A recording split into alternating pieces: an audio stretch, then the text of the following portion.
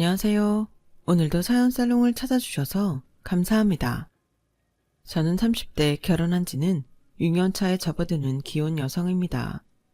사실 뭐든 무난하게 살아왔던 저라 이런 사연글을 쓰게 될 줄은 몰랐는데요. 맹세코 저는 그 일이 있기 전까지 밖에 나가 단 한 번도 시댁욕을 한 적이 없어요. 오히려 표현에 인색하고 가부장적인 시아버님 때문에 시어머니를 치근하게 생각하며 더 살갑게 챙기려 노력했죠. 시댁에는 아들만 둘이라 딸이 없거든요. 보통 아무리 아들만 있는 집이라고 해도 딸 노릇을 하는 아들이 하나쯤은 있기 마련인데 저희 시댁은 아들 둘 다 성격이 시아버님 판박이었어요. 남편보다 4살 많은 아주버님은 더하면 더했지 아주 상남자였고요. 그나마 제 남편이 저를 만나 많이 부드러워진 편이었는데 그래도 딸 같은 아들은 아니었어요. 그래서 저한테만 예외적으로 잘할 뿐 밖에서는 종종 차가워 보인다는 오해를 사곤 했었는데 오히려 그걸 다른 사람이 아닌 저희 어머님이 가장 신기해하셨어요. 지금 생각해도 참 이상해. 성준이 그게 왜 너한테만 그렇게 다정할까? 어머님도 참 그게 왜 이상해요? 남편이 와이프한테 잘하는 건 당연한 거죠. 그야 그렇긴 하지. 근데 원래 우리 집 남자들은 태생부터가 다정한 구석이 없어. 아무렴 내가 그걸 모르겠니? 근데 왜 유독 너한테는 생전 안 하던 짓을 하냔 말이야. 나는 그게 참 이상하고 이해가 안 간다. 내가 보기엔 네가 딱히 예쁘거나 애교가 있는 것도 아닌데. 저야말로 생각해보니 시어머니는 항상 저런 식으로 저를 은근히 깔봤어요. 그리고 저희 시어머니에겐 치명적인 컴플렉스가 있었는데요. 그건 바로 애정 결핍이었죠. 저기 TV에 나온 부부들은 전부 쇼윈도 부부야.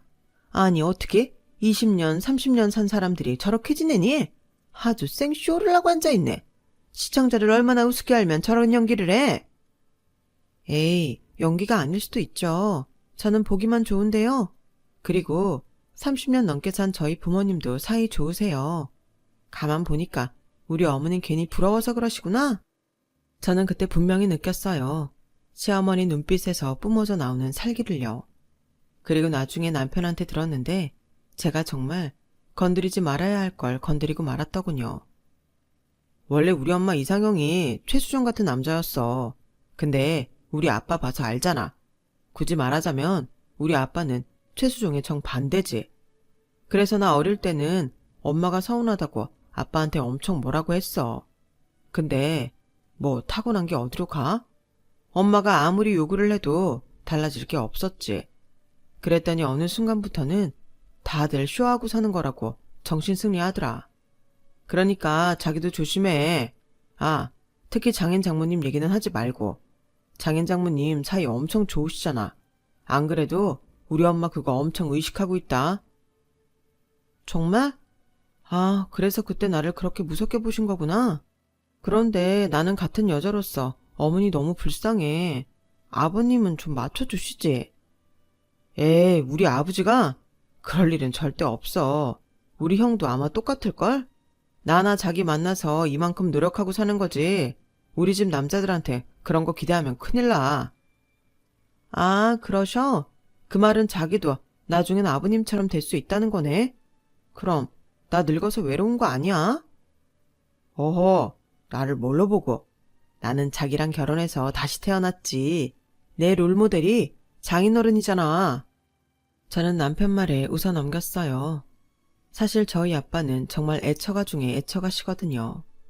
저희 친정은 시댁과는 다르게 딸만 둘이었는데 저희 아빠는 딸들보다도 언제나 저희 엄마가 1순위, 아니 0순위였어요. 한마디로 아내밖에 모르는 아내 바보셨죠. 어릴 때는 그게 서운할 때도 있었지만 자식 입장에서도 다정한 부모님의 모습을 보는 건 나름 좋은 가정교육이었고 자연스럽게 아빠 같은 남자와 결혼하고 싶다는 생각을 하게 됐는데요. 솔직히 말수도 별로 없고 늘 화가 나 있는 듯한 시아버님의 첫인상에 적지 않은 충격을 받긴 했어요. 꼭 무뚝뚝한 저희 할아버지를 보는 것 같았거든요. 게다가 그런 남편의 시중을 들면서도 온갖 눈치를 보는 시어머니를 보고 자연스레 그와 반대의 생활을 하고 계신 저희 엄마 생각이 났는데, 그래서 그때까지는 저라도 시어머님께 잘해드려야지 하고 생각했어요. 그 일이 있기 전까지는요. 저희 친정 부모님은 평범한 회사원이었어요. 두 분 다 대기업에 다니고 계셨는데 도시 생활에 회의를 많이 느끼고 계셨죠. 두 분 다 서울에서 태어나 서울에서만 사셨거든요. 그래서인지 유유자적한 시골 생활을 늘 꿈꿨고, 제가 결혼하면서 그걸 조금씩 실천하려 하셨는데, 그러던 어느 날 덜컥 시골에 다 쓰러져가는 폐가를 사셨다고 하시더군요. 아니, 살 거면 이왕이면 멀쩡한 걸 사지 왜 폐가를 샀어, 흉흉하게. 네 아빠가 하나부터 10까지 자기 손으로 고쳐보고 싶다는데 그럼 어떡해? 폐가가 다른 집보다 싸기도 했고. 아니, 그래도 그렇지, 아빠는 전문가도 아니잖아. 그냥 냅둬. 네 아빠가 해보고 싶다잖아. 엄마는 재밌을 것 같은데 엄마도 이참에 네 아빠 따라서 이것저것 한번 해보고 싶어졌어. 봤지? 네 엄마가 오케이 했어. 그럼 됐지. 시집간 딸이 웬 참견이야. 너는 그냥 아빠가 집 잘 고쳐놓으면 서서방이랑 놀러 나와. 어째 시집가더니 얼굴 보기도 힘들어. 아이고, 집 고치러 다닌다면서 내 얼굴은 어떻게 보시려고? 설마 나랑 그 일까지 불러다가 일 시킬 거 아니지? 어머, 들켰네. 여보, 우리 들켰다. 그러게, 인건비 좀 아껴보려고 했더니 들켜버렸네. 그래도 이게 다 추억이지. 이렇게 저희 부모님은 주말이면 시골 폐가를 고치면서 장장 1년을 보내셨어요. 저희 아빠가 워낙에도 손재주가 좋으신데 어쩌다 한 번씩 친정 부모님의 시골집을 찾아갈 때면 너무 많이 달라져서 깜짝깜짝 놀랄 정도였어요. 웬만한 인기 있다는 펜션보다 훨씬 고급지고 멋졌거든요. 게다가 엄마가 좋아하는 나무와 꽃들로 유리 정원까지 만들어 놓으셨는데, 거기에 앉아서 차를 마실 때면 제가 꼭 왕실의 공주가 된 기분이었어요. 분명 다 쓰러져 갔던 폐가였는데 언제 저런 멋있는 집이 되었는지. 저희 부모님의 세컨하우스는 금세 그 마을의 핫플이 되었죠. 할머니들이 그렇게 오셔서 아빠 칭찬을 하신다는데 엄마가 남편을 마을에 뺏긴 기분이 들 정도라고 하셨으니 말 다 했죠 뭐. 그렇게 저희 친정 부모님은 평일은 서울 아파트에서 직장인의 삶을, 주말엔 시골의 세컨하우스에 가서 텃밭도 가꾸고 원하던 유유자적한 생활을 하시며 이중 생활을 시작하셨고, 저희 부부도 친정 부모님 찬스로 종종 평일에 휴가를 내어 그 집에서 쉬다 왔어요. 저도 시골 생활은 해본 적이 없었는데 나쁘지만은 않더라고요. 그리고 남편도 마찬가지였는지 자기도 나중엔 이 근처에 집을 사서 저희 부모님처럼 집을 고쳐서 살고 싶다고 했는데, 처음에 저는 절대 싫다고 결사 반대했지만 너무 좋아하는 친정 부모님을 보고 생각이 바뀌었죠. 그러다 저희 부모님은 마을 이장님이 2고랑 정도 밭을 줬다며 도와줄 테니 농사를 지어보라고 권했고, 저희 부모님은 본업이 바뀔 정도로 농사에 열성이셨는데요. 농번기에는 아주 휴가까지 쓰시고 농사에만 전념하실 정도였어요. 그 덕에 저는 그 비싸다는 무농약 과일과 채소를 한 박스씩 얻어먹게 되었고, 저희들만 먹기엔 양이 좀 많은 것 같아서 시댁에도 나눠드렸죠. 그런데 시어머님 표정이 어쩐지 떨떠름해 보이셨어요. 그리고 이런 말을 하셨죠. 아니, 편한 아파트 두고 니네 부모님은 무슨 생고생을 그렇게 사서 하시니? 우리 나이에는 그저 다치지 않게 조심 또 조심해야 하는데. 그래도 그렇게라도 움직이시면 운동도 되고 좋죠. 덕분에 이런 것도 얻어먹잖아요. 요즘 채소랑 과일값 엄청 비싼데. 그건 그렇지만 나는 이해가 안 가서 그러지. 그래서 너희 부모님은 은퇴하시면 아주 거기 가서 사실 작정인 거니? 아마도 그러시겠죠. 그러니까 그 집에 그렇게 공들이시는 거고. 그래? 그럼 지금 사시는 아파트는 처분하시려나? 혹시 니들 준다고 하지 않든? 에이, 그럴 리가요. 은퇴하시면 노후 자금으로 쓰셔야죠. 저도 그이도 그런 기대는 추워도 하지 않는걸요. 아주 천생연분 나셨네. 사람이 욕심이 있어야 발전이 있는 건데. 그러지 말고 그때쯤 슬쩍 얘기나 해봐. 부모 자식 사이인데 그거 팔아서 조금 줄 수도 있는 거잖아. 이딴 채소나 과일보다 그게 더 남는 장사지. 어머니도 참, 저는 싫어요. 그냥 지금처럼 그이랑 둘이 열심히 벌어서 저희 힘으로 알콩달콩 살고 싶어요. 아, 전에 저희 엄마가 어머님 언제 한번 시골집에 놀러 오시라고 했는데 혹시 생각 있으세요? 뭐? 아우, 나는 싫다. 시골 가면 벌레 있고 거름이랍시고 똥냄새도 나잖아. 나는 도시에서만 살아서 그런지 별로 그런 데는 가고 싶지 않아. 네가 그냥 대충 니네 엄마한테 잘 좀 얘기해줘라. 내가 보기보다 비위가 좀 약해. 아, 네. 저는 시어머니 말에 살짝 기분이 나빴어요. 서울에서 오래 사신 건 맞지만 시어머님 친정도 전라남도 땅끝마을 어디라고 들었던 터라 묘하게 기분이 별로더라고요. 그래서 앞으로도 시어머님께 친정 시골집에 가자는 말은 하지 않을 생각이었는데요.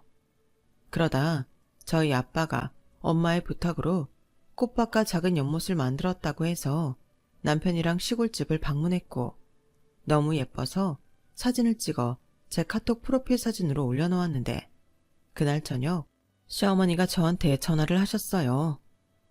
얘, 너 카톡 사진 거기 어디니? 참 좋아 보이더라. 아, 거기요? 저희 친정 부모님 시골집이요. 뭐? 거기가 다 쓰러져 간다는 폐가라고? 에이, 너 나 놀리는 거지? 아니요, 제가 뭐하러 그래요. 폐가였는데 저희 아빠가 손수 다 고치셨어요. 물론 중간중간에는 전문가들 손을 빌리긴 했지만 거진 다 저희 아빠가 지으셨다고 해도 무방하죠. 왜요? 이쁘죠? 그래. 예쁘구나. 난 또 니들이 우리 몰래 어디 좋은 펜션이라도 다녀온 줄 알았어. 아참, 네가 전에 나한테 니네 시골집 한번 놀러 가자고 했었지? 그거 나 갈란다. 이번 주 주말 어떠니? 어쩌죠? 저랑 그이가 이번 주부터 엄청 바빠서요. 그이는 주말도 반납하고 출근해야 하고 저는 퇴근하고 일 싸들고 집에 와서 해야 할 것 같은데 그래서 친정 부모님한테도 당분간은 시골집에 못 간다고 말씀드렸어요. 빨리 말씀하시지. 그러면 지난주에 모시고 다녀왔을 텐데. 예, 네가 언제 최근에 나한테 니네 시골집 가자고나 했니? 그때 딱 한 번 물어보고 그 뒤로 다시는 물어보지 않았잖아. 내가 모양새 빠지게 너한테 가자고 졸라야겠니? 그야 싫다고 하셨는데 또 물어보는 것도 이상하죠. 지금처럼 가고 싶으시다고 말씀을 하셔야 저도 아는 건데. 어쩌면 너는 맨날 그렇게 내 말에 따박따박 토를 다니? 아무튼 시간 좀 내봐. 니들이 아무리 바빠도 자는 시간 먹는 시간 있을 거 아니니? 난 그런 줄 안다. 나 참, 무슨 부모가 저럴 수 있을까요? 보통 자식이 바쁘고 힘들다고 하면 걱정하는 게 먼저일 텐데 저희 시어머니는 하루 24시간 꼬박 일하는 것도 아니면서 저희한테 바쁘다고 하지 말라고 일방적으로 몰아붙이셨어요. 그때쯤 저도 예전과는 마음이 달라져서 슬슬 시어머님이 얄밉게 보이기 시작했죠. 시댁은 시댁이고 시어머니는 시어머니라고 하더니 저도 어쩔 수 없었어요. 시어머님이 먼저 저렇게 이기적으로 나오는데 제 마음이 예전 같을 수는 없잖아요. 하지만 팔은 안으로 굽는다고 주말에도 출근해야 해서 바쁘다던 남편은 무슨 츤데레도 아니고 마지못해 시간을 내는 것처럼 평일 내내 야근을 하며 주말 시간을 확보했는데요. 어쩔 수 없이 저도 일거리를 싸들고 친정 시골집에 가게 되었어요. 시어머님을 모시고요. 어서 오세요, 사돈. 이렇게 먼 곳까지 와주셔서 너무 감사해요. 그런데 바깥 사돈은 같이 안 오셨어요? 네, 저희 집 양반은 도통 쉬는 날에는 꼼짝을 안 해서. 저도 솔직히 이제는 남편 없이 다니는 게 편하고요. 사돈은 안 그러세요? 같은 회사 다니시면서 주말까지 이렇게 붙어 다니시는 거 솔직히 좀 별로잖아요. 네? 저도 가끔은 귀찮을 때도 있죠. 근데 저희는 하도 같이 다녀서 그런가 없으면 좀 허전하고 그래요. 여보, 우리 안 사돈 오셨는데 그것 좀 꺼내봐요. 사돈, 제가 사돈 오신다고 해서 곶감이랑 꽃차 좀 준비해봤는데 저기 유리정원에서 드실래요? 어머, 예쁘기도 해라. 어떻게 이런 걸 여기에 만드실 생각을 다 하셨어요? 너무 좋다. 제가 원래 이런 유리온실 정원을 갖는 게 로망이었거든요.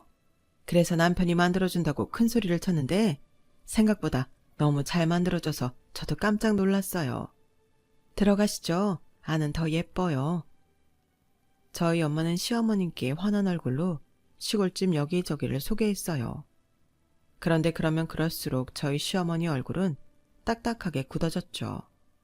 솔직히 저와 남편은 시어머니가 왜 그러신지 알고 있었고 괜히 모시고 왔나? 살짝 후회도 됐는데 시어머님은 애써 태어난 척 웃고 계셨지만 얼굴에는 부러움과 샘이 가득하셨어요.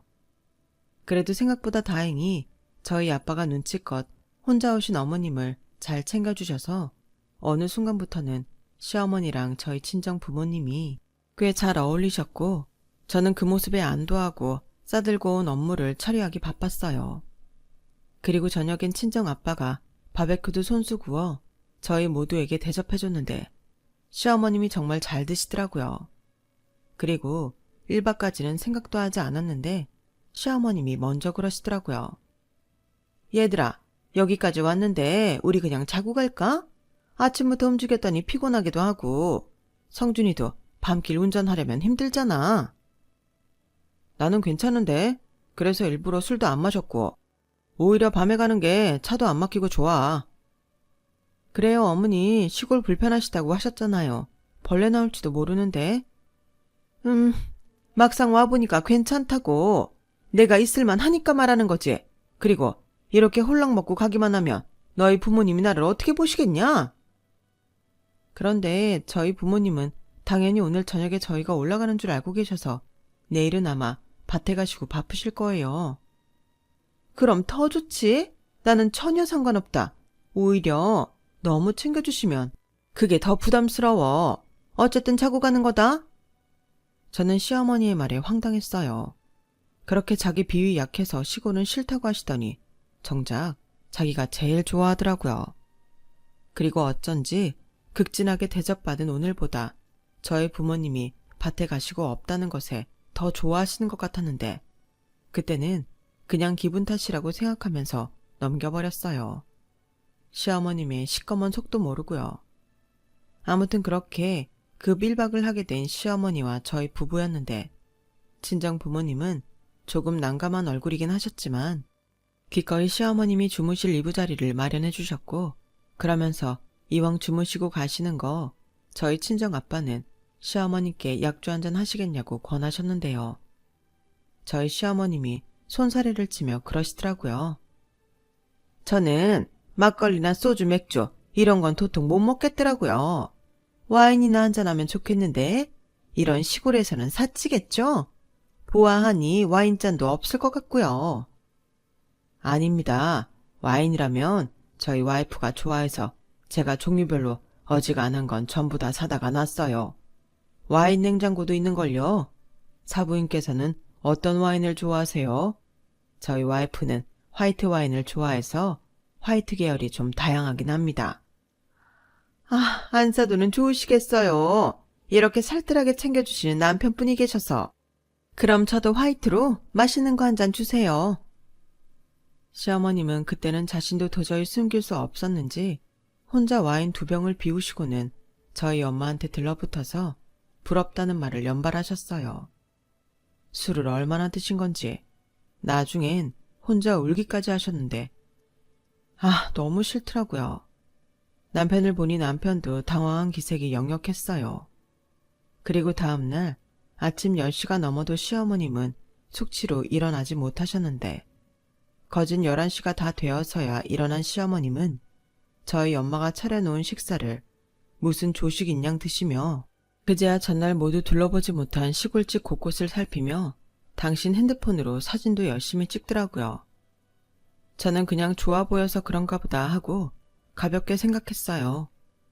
그리고 오후 늦게 친정 부모님의 배웅을 받으며 저희는 시어머님을 모시고 서울집으로 올라왔고 시어머님은 올라가는 차에서 이렇게 말씀하셨어요. 예, 니네 시골집 생각보다 좋다. 방도 넓고 거실도 아늑하고 화장실도 2개나 있고. 네, 저희 아빠가 저희 엄마 로망 들어준다고 하나부터 10까지 전부 신경 쓰셨어요. 넌 가만 보면 눈치가 참 없어. 넌 내가 네 시아버지랑 사이 별로인 거 알면서 꼭 니네 부모님 사이 좋은 거 은근히 자랑하더라. 너 일부러 나 약 올리는 거지? 제가요? 아니에요. 제가 왜 그런 짓을 해요? 어머님이 좋다고 하셔서 설명한다는 게. 그래, 알겠어. 아니면 됐고. 그나저나 생각보다 너무 좋아서 우리 니네 부모님 안 계실 때 종종 오자. 네? 저희 부모님 안 계실 때 오자고요? 그래, 괜히 신경 쓰실 것도 없이 그냥 안 계실 때 우리끼리 오는 것도 괜찮잖아. 저게 뭐더라? 세컨드 하우스? 그러니까 별장 같은 거지? 그럼 식구들끼리 오며 가며 자유롭게 쓸 수 있겠네. 그렇긴 한데 저긴 엄연히 저희 부모님 집이에요. 저희도 저희 부모님 허락받고 가끔 가는 건데. 그래 엄마, 아무리 좋았어도 무슨 펜션도 아닌데 그건 아니지. 막말로 엄마 별장이야. 야, 가족끼리 니 거 내 거가 어딨어? 같이 이용하면 되는 거지. 아까 싹 둘러봤더니 냉장고도 가득 채워져 있고 생필품이랑 화장품들도 전부 있어서 몸만 오면 되겠더라고. 그러니까요. 거긴 저희 부모님 집이라니까요. 숙박업소가 아니에요. 어머, 얘 말하는 것 좀 봐. 누가 숙박업소래. 좌우간 내 맘에 쏙 들었어. 다음엔 친구들이랑 가면 너무 좋겠다. 저는 그때부터 슬슬 불안하기 시작했어요. 저게 농담 같지가 않더라고요.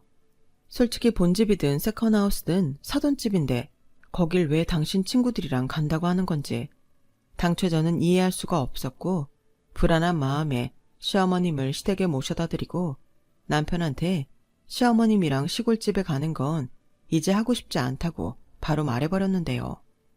이런 건 빨리 해야 뒤탈이 없을 것 같았어요. 그러자 다행히 남편도 차에서 자기 엄마의 이상 징후를 느꼈는지 알겠다고 했고 그 뒤로는 시어머니가 저희 시골집 이야기를 하면 무조건 철벽을 치고 안 된다고 했는데요. 정말 기가 막힌 일은 그 다음이었어요. 예, 나다. 내가 요즘 너무 무료해서 니네 부모님 시골집에 가서 좀 쉬고 싶은데. 부모님 평일엔 서울에 계시지? 지난번처럼 휴가 내고 시골집에 계실까봐. 네? 저희 친정 시골집에 가신다고요? 왜요? 왜긴 아까 말했잖아. 좀 쉬고 싶어서 그런다고. 그런데 저희는 요즘 평일이고 주말이고 시간이 안 돼요. 그래. 내가 그래서 이번엔 니들 말고 내 친구들이랑 가려고. 내 친구 중에 차 있는 애가 있거든. 걔 차 타고 가면 돼. 주소 있잖아. 내 핸드폰으로 주소만 찍어 보내줘. 어머니, 아무리 가고 싶어도 이건 아니죠. 저희 친정의 친구들이랑 놀러 가신다는 거예요? 왜 거기가 친정이니? 거긴 별장이잖아. 그리고 원래 집이라는 게 사람이 자꾸 들락날락해야 하자가 안 생긴다. 꼴랑 주말 이틀만 쓰기엔 집이 너무 아깝지. 내 친구들이 내가 찍은 사진들 보고 자기들도 너무 가보고 싶다고 성화를 부려서 이번에 한번 데려가려고. 저는 정말 기가 막혔어요. 너무 황당하잖아요. 친구들이 성화를 부린다고 사돈집에 친구를 데리고 가는 사람이 어디 있어요. 그래서 저는 난색을 표하다 못해 이건 경우 없는 짓이라며 화를 냈고 시어머님은 저한테 왜 화를 내냐며 되려 큰 소리를 치셨는데요. 그러면서 그때 분명 니네 부모님이 나한테 다음에 또 오세요 했잖아. 그래서 내가 또 가겠다는데 왜 네가 뭐라고 하니? 어머니, 그게 그런 의미가 아니잖아요. 정말 몰라서 그러시는 거예요? 아, 몰라. 이미 나는 내 친구들이랑 가기로 약속을 했고 나는 개망신 당할 수 없으니까 갈 거야. 그러니까 주소나 보내. 싫어요. 저는 단호하게 싫다고 말했어요. 그러자 시어머님은 잔뜩 열이 받아서 니네 부모님 별장 있다고 자기한테 유세 떠는 거냐며 말 같지도 않은 말을 하시더니 급기야 아이처럼 삐치셔서 성질을 내셨어요. 그래, 내가 더럽고 치사해서 안 간다. 됐냐? 그리고 너도 내 집에 오지 마. 이참에 그냥 나도 너랑 영 끊을란다. 네, 알겠어요. 그럼 이 순간부터 어머님이랑 저는 아무 사이도 아닌 거죠? 그럼 더 예의를 갖춰주세요. 남이니까요. 저는 너무 열받아서 일방적으로 전화를 끊어버렸어요. 그러자 당신도 열이 올랐는지 제 전화에 불이 나게 시어머님은 연신 전화를 하셨고 저는 하는 수 없이 핸드폰을 꺼버렸죠. 전화가 계속 울려서 회사 근무를 할 수 없었거든요. 덕분에 불편하기도 엄청 불편했는데 제 속이 아니었어요. 너무 짜증나서요. 그래서 남편한테 한따까리 했죠. 물론 남편 입장에서는 황당했겠지만 그때는 그게 잘못된 행동인지 알면서도 제어가 되지 않았어요. 다행히 이번에도 남편은 제 말을 듣고 자기도 자기 엄마가 너무 창피하다며 제 짜증을 모두 받아줬고 자기 엄마를 대신해 미안하다고 사과까지 했는데 남편은 거기서 멈추지 않았죠. 곧장 시댁에 가서 한바탕 난리를 치고 온 모양이었어요. 그래서 시어머님은 시아버님과 또 된통 부부싸움을 하셨는지 영 끊자고 하시더니 밤늦게 짐가방을 들고 저희 집으로 쳐들어오셨더라고요. 이게 다 너 때문이야. 내가 오늘 너 때문에 네 시아버지한테 무슨 말까지 들은 줄 알아? 세상에나. 아무리 며느리는 딸이 아니라고 하지만 어떻게 네가 나한테 이럴 수 있니? 그래서 나 당분간 여기 있을란다. 어머님이 저한테 영 끊자고 하셨잖아요. 저랑 이제 남인데 여기로 오시면 어떡해요? 너랑은 남이지만 내 아들하고는 천륜이야. 네가 싫으면 네가 나가. 이래서 집안에 여자가 잘 들어와야 하는데 그깟게 뭐라고 이 사단을 만들어. 네 시아버지가 나한테 자기 창피하다고 이혼하자고 하더라.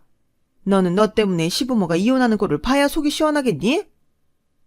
엄마, 그게 왜 가영이 때문이야? 엄마 때문이잖아. 세상에 사돈집에 친구를 데려간다는 게 말이야? 으휴, 넌 누구 편이야? 넌 나 아니었으면 이 세상에 태어나지도 못했어. 이 불효막심한 놈아. 시어머님은 그렇게 말하고는 저희 부부 침실로 들어가 문을 걸어 잠그셨어요. 어찌나 어이가 없고 성질이 나던지. 그때는 저도 화가 나서 집을 나가려고 했는데 남편이 미안하다며 극구 말렸어요. 내가 무슨 일이 있어도 내일 엄마 가시게 할게. 오늘 하루만. 오늘 하루만 참아주라. 아니, 이게 지금 무슨 경우야? 내가 지금 얼마나 황당한지 알아? 알아. 자식은 나도 속이 뒤집힌다. 우리 엄마 정말 왜 그러냐. 갱년기도 지났을 텐데 왜 저러는지 모르겠어. 가운데서 남편은 정말 어쩔 줄을 몰라 했어요. 그 모습을 보는데 그래도 남편이라고 좀 짠하더라고요. 그래서 남편한테 약속을 받고 일단 그날 밤은 참고 넘어갔는데요. 일부러 시어머니랑 마주치기 싫어서 아침 일찍 회사에 출근한 저였는데 밤늦게 퇴근하고 집에 와보니 남편 말대로 시어머님이 저희 집에 계시지 않았어요. 남편 말로는 집에 가신 건지 다른 데 가신 건지는 모르겠지만 당신도 더럽고 치사해서 여기 못 있겠다고 하고 나가셨다는데 그래도 아들이라고 걱정은 됐는지 남편이 시아버님께 전화를 해봤는데 시아버님은 관심 없다며 시어머니가 집에 오지 않았다고만 하시고는 전화를 끊어버리셨다고 했어요. 저는 그 말을 듣고 시아버님이 저러시니 시어머님이 삐뚤어지신 게 아닐까 하는 생각이 들더군요. 하지만 정작 시아버님은 자신의 문제를 모르시는 것 같았고 60년 가까이 그렇게 사셨으니 이제 와서 달리 살 수도 없는 노릇이었죠. 아무튼 그렇게 며칠 동안은 식구들 누구도 시어머님의 행방을 몰랐어요. 정확히 말하면 누구도 찾으려고 노력하지 않았죠. 그런데 그러던 어느 날 친정 엄마한테서 전화가 걸려왔고 시골집에 도둑이 들었는데 좀 난감한 일이 생겼다고 하셨어요. 뭐? 도둑? 엄마 문단속 잘 안 했어? 했지. 일요일 저녁에 무조건 창문이며 현관문이며 대문까지 싹 확인하고 오는데. 그럼 문을 부시고 들어간 거야? 그게 좀 이상해. 대문이랑 현관 도어락 비밀번호를 누르고 들어갔다. 그래서 난 너랑 서서방이 다녀간 줄 알았지? 뭐? 그럼 마을 사람 중에 있는 거 아니야? 우리도 처음엔 그런 줄 알았는데. 가영아, 서서방한테는 말하지 말고 엄마 얘기 잘 들어. 아무래도 니네 시어머니가 다녀가신 것 같아. 뭐? 우리 어머님이? 에이, 그럴 리가. 주소도 모를 뿐더러 도어락 비밀번호를 우리 어머님이 어떻게 알아? 그게 마을 CCTV에 니네 시어머니가 찍혔어. 친구들 죄다 끌고 오셨더라고. 정말이야? 저는 정말 깜짝 놀랐어요. 아니, 거길 도대체 어떻게 가셨는지 아무리 짱구를 굴려도 도무지 퍼즐이 맞춰지지 않더라고요. 그런데 그때였죠. 저희 부부 침실에 있는 화장대엔 제 다이어리가 있거든요. 거기에 시골집 주소를 적은 기억이 났어요. 순간 손발이 부들부들 떨리더군요. 그래서 그날 퇴근하고 곧장 남편은 대동하지 않고 서울 친정집으로 갔는데요. 저희 부모님의 얼굴에 근심이 가득했어요. 엄마, 아빠, 아무래도 우리 집에 오셨을 때 내가 주소 적어놓은 걸 보셨나 봐. 미안해, 나 때문에 많이 놀랐지? 근데 우리 어머님이 집을 엉망으로 쓰셨어? 도둑이 들었다고 생각할 정도였으면 어쨌길래. 뭐 그런 건 그냥 치우면 되는데 문제는 물건이 하나 없어졌어. 물건? 뭔데? 그게 아빠가 이번에 엄마 생일 다가와서 선물을 하나 사서 숨겨놨거든. 반지랑 팔찌인데 참 사돈지간에 이걸 어떻게 해결해야 하니? 믿기세요? 사돈 집에 몰래 들어간 것도 기가 막힌 노릇인데 물건까지 훔쳐 나왔다는 사실에 저는 더는 참을 수 없었어요. 게다가 그 물건이 500만 원도 넘는 고가라 더 찾아야겠다는 생각이 강했죠. 일단 내가 확인할게. 그리고 우리 어머님이 가져간 게 맞으면 내가 다시 가져올 거니까 걱정하지 마. 저는 이를 바득바득 갈고 신혼집으로 돌아왔어요. 그리고 남편한테 시어머니께 전화해보라고 하면서 지난 일은 제가 잘못했다고 사과드리고 싶다고 그러니 집으로 오시라고 전해달라고 했는데 영문을 모르는 남편은 눈만 깜빡이며 제가 시키는 대로 했어요. 그런데요, 참 황당하게도 시어머님은 나 집에 들어왔다. 그러니까 사과하고 싶으면 걔 보고 직접 오라고 해. 아주 내가 예뻐라 해주니까 버릇이 없어. 이참에 아주 홍구멍을 내줘야지. 라고 하시는데 저도 이왕 복수를 계획한 거 똑같이 하고 싶었어요. 그래서 고등학교 때부터 절친한 친구들을 모두 소환했죠. 그리고 그 친구들도 모두 시댁이 있는 유부녀들이라 제 일을 꼭 자기 일들처럼 감정이입을 하더라고요. 그 뒤 저는 휴가까지 내고 친구들을 전부 데리고 시댁으로 쳐들어갔어요. 물론 시어머니는 뭐 이런 경우가 다 있냐며 정색을 하셨는데 저는 시어머니가 하신 말을 똑같이 했어요. 어머니도 친구들 데리고 저희 친정에 가는데 그럼 저도 친구들 데리고 시댁에 올 수 있는 거 아니에요? 얘들아, 냉장고에 아마 음식 있을 거야. 그거 꺼내서 편하게 먹어. 아, 안마의자 새 건데 니들 돌아가면서 한 번씩 해. 어머님, 저는 너무 피곤해서 안방에서 한숨 자도 되죠? 야, 너 미쳤니? 여기가 어디라고 친구들 데리고 와서 진상이야. 왜요? 어머님은 되는데 저는 안 돼요? 저는 시어머님이 저희 집에 와서 하셨던 것처럼 안방에 들어가 문을 잠가버렸어요. 그리고 문제의 물건을 찾기 시작했는데 뒤질 것도 없이 시어머님 핸드백에서 저희 아빠가 말한 반지와 팔찌 세트가 든 케이스가 나오더군요. 그런데 케이스를 열어보니 내용물은 없었어요. 그걸 보고 있는데 어찌나 화가 나든지. 그래서 저는 안방 곳곳을 뒤져 감 나갈 것 같은 시어머니 물건만 죄다 쓸어 담았죠. 그리고 장롱 깊숙하게 숨겨놓은 1,000만 원짜리 통장을 발견했는데요. 이게 웬 떡인가 싶었어요. 그래서 그것도 냉큼 챙겼어요. 그리고 늘어지게 한숨 자고 한 2시간 정도 지났을까? 안방 문을 열고 나갔는데 그 사이 제 친구들이 보란듯 자연스레 다가를 즐기고 있더군요. 저희 시어머님이 머리가 아프다며 이마에 하얀 띠까지 두르고 식탁 의자에 앉아 계시더군요. 그리고 그때 봤어요. 어울리지 않게 반짝이는 팔찌와 반지를요. 그걸 보는데 어찌나 속에서 천불이 올라오는지. 그래도 꾹 참고 그날은 그냥 친구들이랑 철수했어요.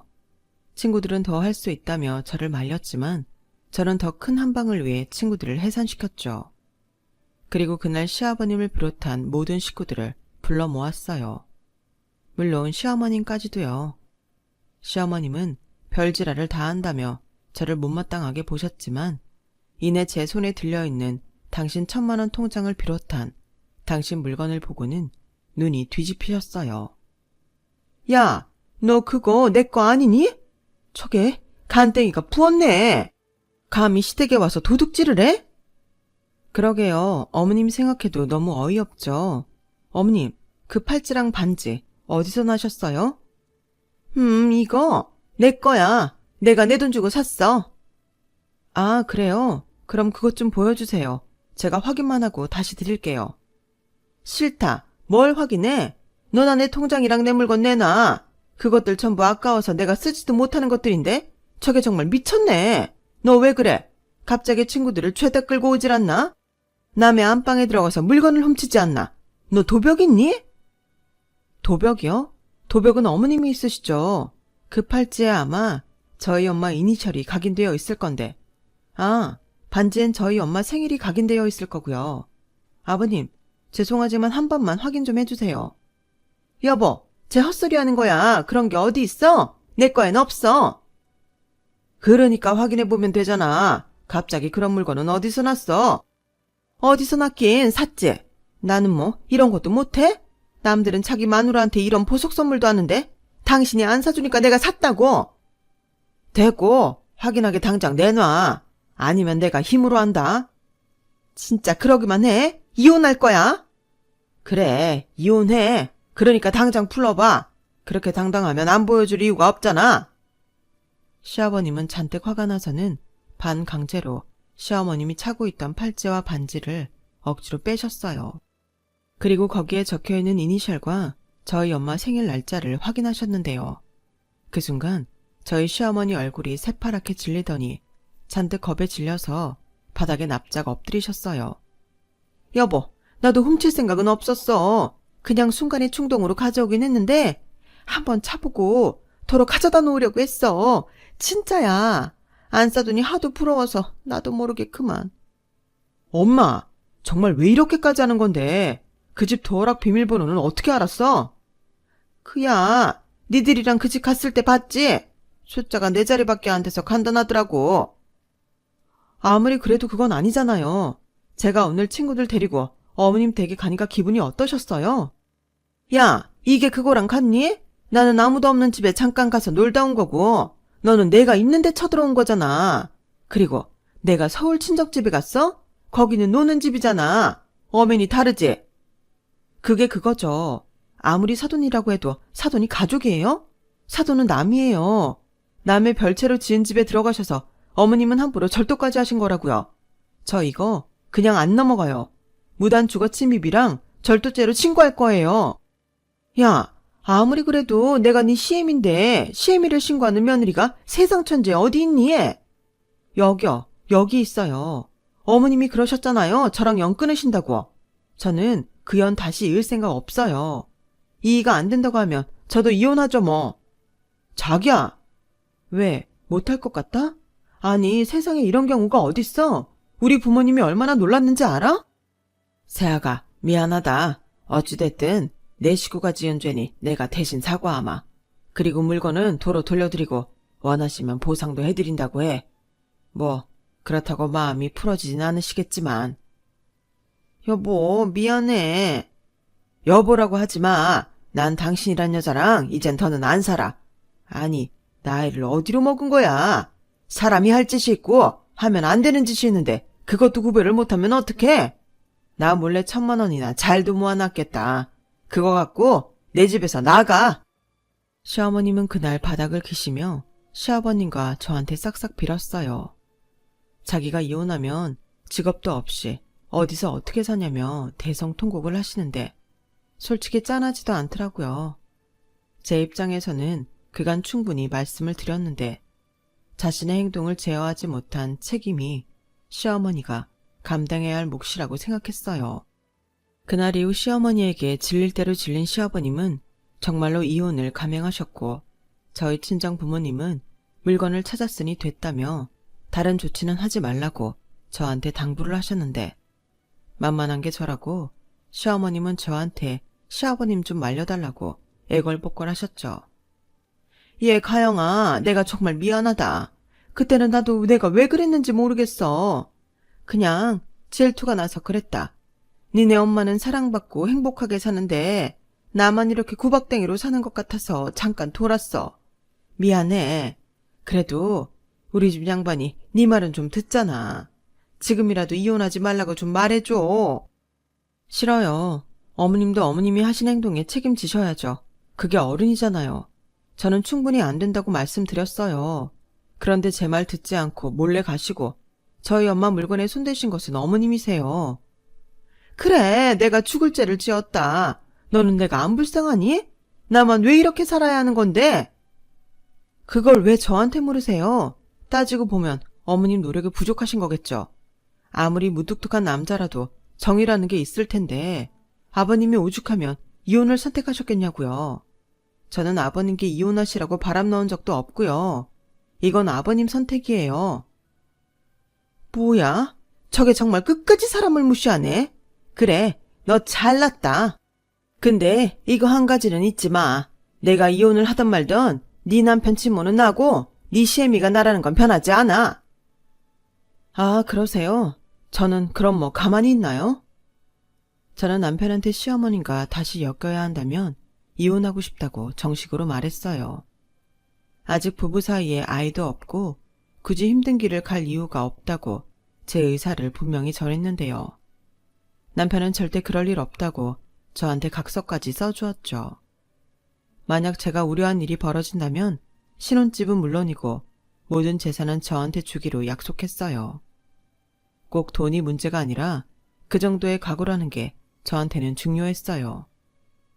그렇게 시어머니의 애정 결핍이 불러온 일탈은 최악의 사태로 마무리가 되었어요. 시어머니는 당신이 비상금으로 만든 1,000만 원도 위자료로 시아버님께 뺏기게 생겼고 아들 둘은 철저하게 시어머님을 외면했으니 시어머니는 더는 누구한테도 의지할 수가 없으셨죠.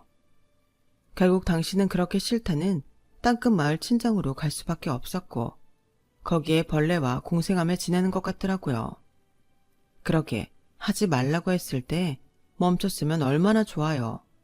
그랬으면 시아버님께 못 받은 관심을 저라도 많이 드리려 노력했을 텐데 시간이 지난 지금도 시어머님을 떠올리면 제 마음이 씁쓸하기만 해요. 결혼할 당시 시어머니가 참 잘 지내고 싶었는데 가끔은 시어머니를 그렇게 만든 시아버님이 믿기도 합니다.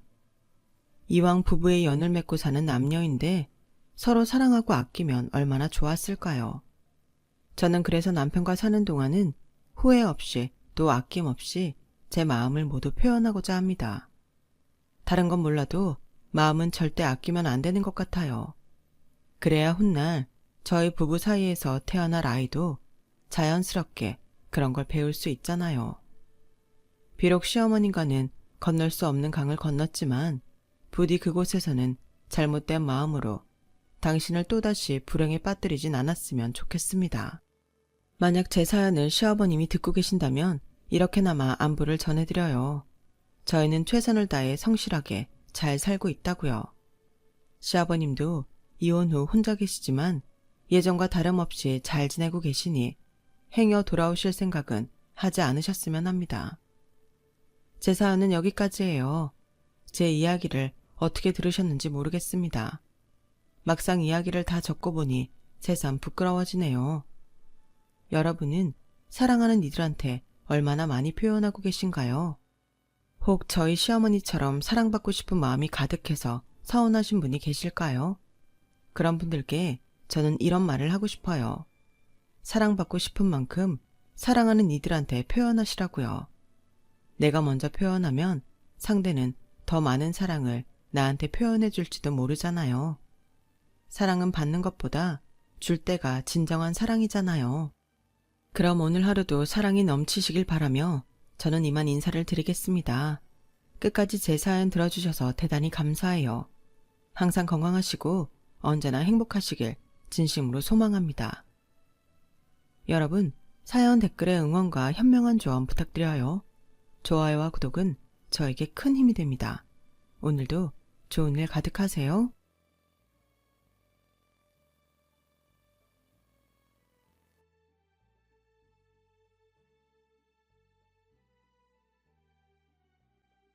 안녕하세요. 오늘도 사연 살롱을 찾아주셔서 감사합니다.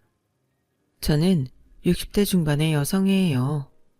아직도 마음은 30몇 살인 것처럼 젊기만 한데 어느새 이런 나이가 되었네요. 지금 시대에는 60도 젊다고 하잖아요. 제가 봐도 저는 아직 창창한 것 같아서 제2의 인생을 산다는 생각으로 그림 공부를 하고 있어요. 아니, 저에게는 제3의 인생이라고 해야 맞을까요?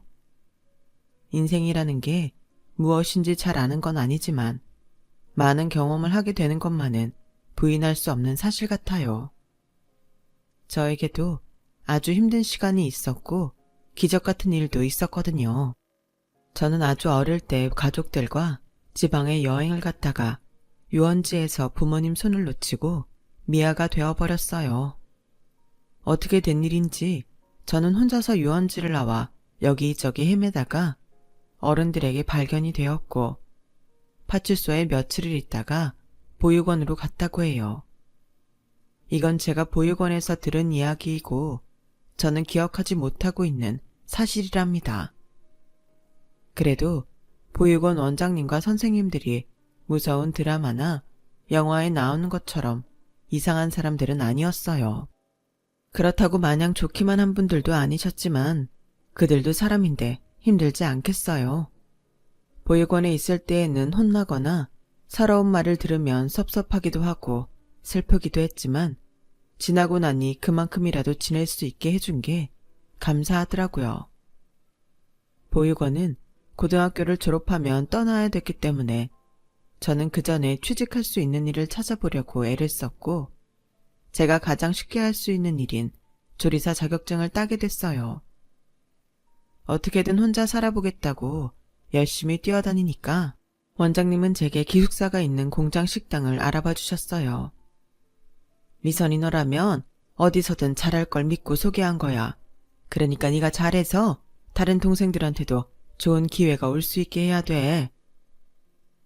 제가 보육원에 들어올 때 손목에 빨간색과 갈색의 가죽으로 된 팔찌를 하고 있었는데 거기에 선이라는 글자가 있어서 원장님이 저한테 미선이라는 이름을 붙여줬어요. 저는 보육원에 올 때 4살 정도였고 너무 놀라서인지 한 달이나 말을 안 했다고 해요. 제 이름도 말하지 못했고요. 저는 원장님이 지은 이름으로 학교도 갔고 취직도 한 거죠. 공장 기숙사는 보육원보다는 좀 더 자유로웠고 무엇보다 제가 돈을 벌 수 있다는 게 너무 좋았어요. 처음 들어가서 한 일은 요리보다는 그릇을 닦는 일이 더 많았지만 그 일이 힘든 줄 모르고 할 만큼 저는 신이 났어요. 얼른 돈을 벌어서 작은 자취방을 얻는 게 제 꿈이었거든요. 매달 적금 통장에 돈이 쌓여가는 걸 보면 너무나 뿌듯했고 방을 얻는 날 새 가구를 들일 상상을 하며 어려운 일이 있어도 꼭 참고 일을 했어요. 공장에 온 지 1년 정도 되었을 때였죠. 이제는 제가 요리도 직접 할 수 있는 자리에 있었고 조리반 반장님과 함께 매일 들어오는 야채며 해산물 같은 식재료를 검토하고 차에서 같이 내렸거든요. 여자가 하기에 조금 힘든 일일 수도 있었지만 그래도 반장님이 저를 신뢰하기 때문에 같이 한다고 생각해서 저 나름대로는 아주 뿌듯했답니다. 그러다가 남편과 처음 만나게 됐어요. 본사에서 내려온 남편은 사무직이었고 식당에서도 밥을 먹는 일이 거의 없는 것 같았어요. 그런데 저희가 식재료를 나르는 걸 보더니 이러더군요. 와, 이거 재료가 아주 싱싱하고 좋은데요. 저도 이제부터 식당에서 점심 먹어야겠어요. 당시 저는 좀 더 나은 직업을 갖고 싶다는 열망에 공장에서 버스로 30분 거리에 있는 야간대학에 다니고 있었어요. 영양사 자격증을 따면 제가 직접 식당도 짤 수 있고 야간이어도 대학 졸업장이니 월급도 더 올라갈 걸 생각했죠. 저는 장학금을 받으려고 아등바등 공부하고 일만 하고 있었어요. 그러니 남자든 유흥이든 눈에 들어올 리가 없었어요. 그러던 어느 날 제가 학교를 가려고 공장을 나서는데 그 사람이 차 경적을 울리며 저를 부르더라고요. 어디 갔냐고 묻는 남자에게 학교에 간다고 하니 저를 태워주겠다고 했어요. 괜찮아요. 버스 타면 30분인데 괜한 패기치기 싫어요. 패는 무슨 패예요. 제가 그쪽으로 가는 길인데요. 그냥 타세요. 버스비 아끼고 좋잖아요. 버스비 아끼라는 말에 저는 혹해서 남자의 차에 타게 됐고 그날부터 그 사람은 저와 마주치는 날이면 학교 근처까지 바래다 주곤 했어요. 처음 만났을 때부터 친근했던 남편에게 저는 조금씩 마음을 빼앗겼죠. 그때까지 그런 친절과 따뜻함을 받아본 일이 별로 없었거든요. 게다가 남자가 저에게 먼저 다가와서 상냥하게 구니까 이게 꿈인가 싶은 마음도 있었어요. 어느새 저는 남편과 사귀는 사이가 되어서 남편의 자취방에도 드나들게 되었고, 그렇게 1년을 지내다가 결혼 이야기가 나왔어요. 남편이 서울에 있는 본사로 올라가기 전이었어요. 미선아, 나랑 같이 서울에 가자. 우리 거기서 결혼도 하고 행복하게 살자. 저를 호영씨 집안에서 좋다고 할까요? 알다시피 저는 혼자이고 보육원에서 자랐잖아요. 그런 배경을 가진 여자를 좋아할 남자 부모는 없다는 걸 저도 잘 알고 있어요. 내가 말했잖아. 나도 아버지 없다고. 아주 어렸을 때 돌아가셔서 기억도 잘 안 나. 그럼 나도 반은 고아인 거잖아. 내가 결혼하고 싶은 건 다른 여자가 아니라 바로 미선이 너야. 엄마는 무조건 내 편이라 반대 안 한다고 하셨어. 벌써 어머니한테 말씀드린 거예요? 아니, 어쩌려고 그랬어요. 어머니가 화라도 내면 호영씨도 곤란했을 텐데. 그런 일 전혀 없었고 내 말대로 엄마는 나만 좋으면 상관없다고 하셨어. 됐지? 저는 정말 감동해서 눈물까지 흘렸고 남편은 그런 저의 어깨를 가만히 안아줬죠. 제가 좋아하는 남자와 결혼을 한다니 정말 꿈만 같았어요. 하지만 제게는 한 가지 걸리는 게 있었어요. 결혼해서 서울에 가게 되면 다니던 학교를 그만둬야 했거든요. 저는 학교에 다니는 걸 포기하고 싶지 않았어요. 그래서 여기저기 알아보니 다니던 학교를 휴학하고 서울에 있는 학교 중 학점 인정을 받을 수 있는 곳이 있더라고요. 저는 그렇게 하기로 하고 학교 휴학을 했어요. 휴학계를 내는데 어찌나 마음이 이상하던지요. 누구보다 열심히 했고 영양사 자격증을 꼭 따겠다는 마음이 강했기 때문에 아쉬움이 있었던 건 당연했죠. 그래도 앞으로 새로운 삶을 살 수 있다는 희망에 부풀어서 저는 섭섭한 마음을 잘 정리할 수 있었어요. 그리고 많은 사람들의 축하를 받으며 저는 서울로 왔고 남편과 결혼식을 올린 후 꿈같은 신혼생활을 시작하게 됐어요. 보육원에서 자랐기 때문에 제 가족이 생긴다는 건 정말 벅차고 감동적인 일이었어요. 공장 식당에 반장님 손을 잡고 결혼식장을 걸을 때부터 결혼식이 끝날 때까지 저는 계속 눈물을 흘렸어요. 아니, 오늘의 주인공인 신부가 이렇게 계속 울면 어떡해. 이러다가 계속 아들만 낳겠어. 신부가 결혼식에서 울면 아들 낳는다고 하잖아. 라며 남편이 놀리는 바람에 조금 웃긴 했지만 그래도 눈물이 멈추지는 않더라고요. 어머니는 좀 무뚝뚝한 편인 것 같았지만 그래도 저도 챙기고 남편도 챙기느라 결혼식 때도 분주하셨어요. 그런 모습을 보며 속으로 감사하기도 했고요.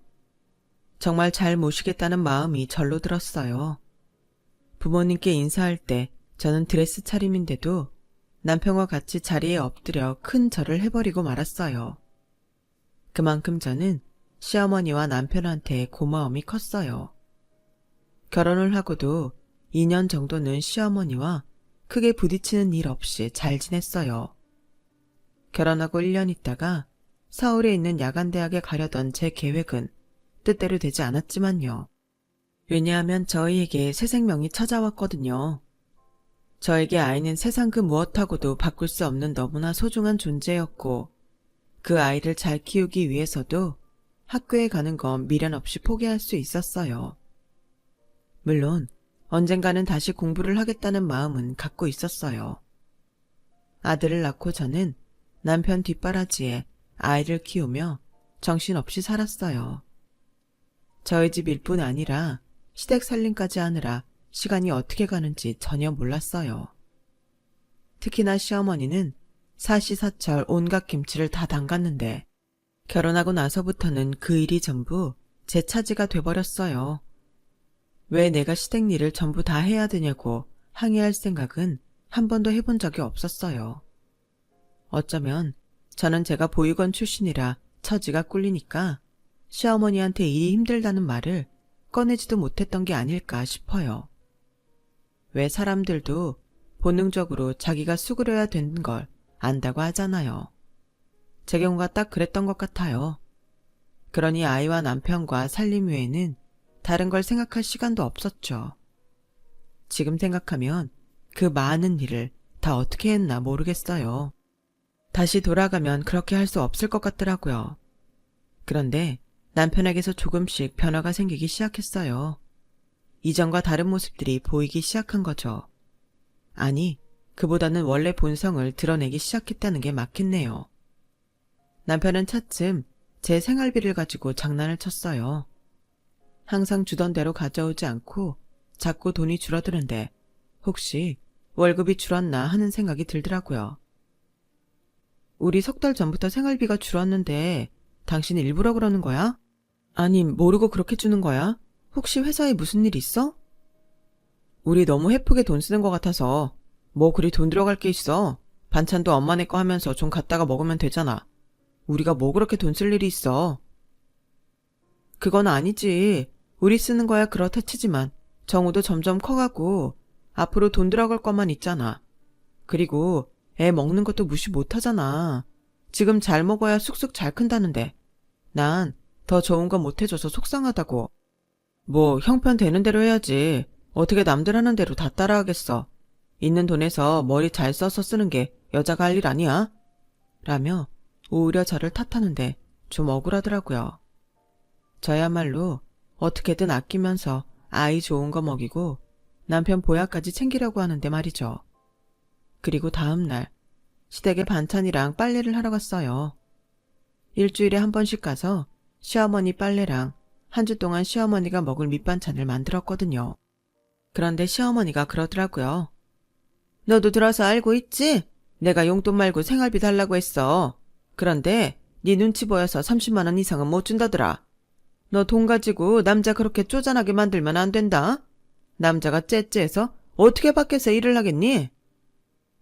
처음 듣는 말이었지만 왜 남편이 생활비를 줄였는지는 알겠더라고요. 들어오는 수입은 뻔한데 어머니 용돈 말고도 생활비를 챙기려니 당연히 저희 생활비가 줄어들 수밖에요. 남편은 자기 용돈만큼은 절대 내놓지 않는 사람이었어요. 그러니 시어머니 생활비도 저희 집 쓸 거에서 떼어주는 거였어요. 그날 밤 저는 남편에게 말했어요. 어머님이 용돈 말고 생활비도 달라고 하셨다며? 아무리 그래도 우리가 쓸 걸 그렇게 떼어서 드리면 어떡해. 그리고 애초에 용돈이랑 생활비는 왜 나누는 건데? 당신이 드리는 게 어차피 다 용돈 되는 거 아니야?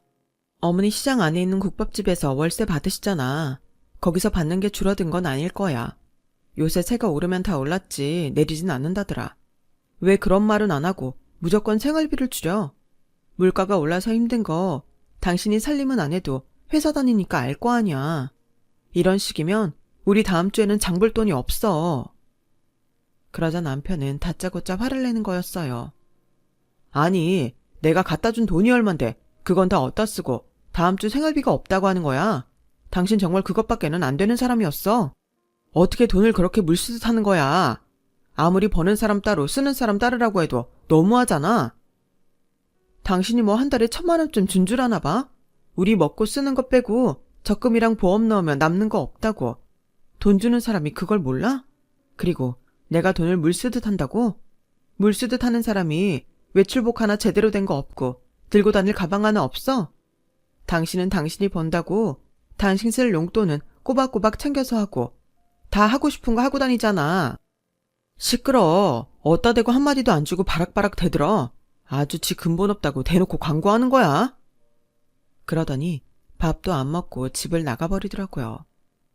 저는 남편의 말에 너무 충격을 받았어요.